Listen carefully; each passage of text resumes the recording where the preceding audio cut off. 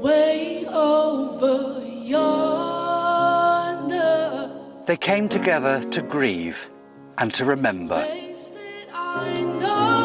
A year ago, when the events unfolded on the streets of Keyham, there was a real sense of shock and horror and grief.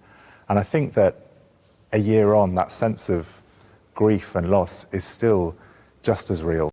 Today is a time to think about those families who have lost the most, how their lives have been broken in ways they could never have foreseen and certainly never have chosen.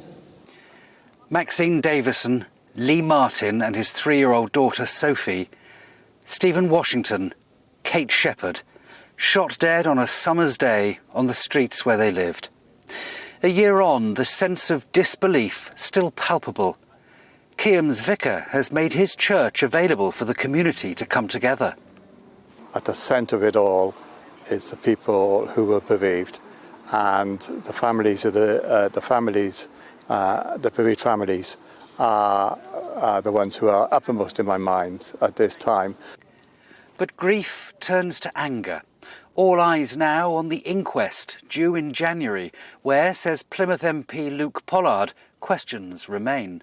Well, there's two questions that the community has that we need answers to. Is why did this happen and how did this happen? Now, there's clearly lessons to be learned. The gun laws in Britain are broken. There's many people in the community, myself included, who want to see changes in that, a case that I've made in the House of Commons on behalf of this community.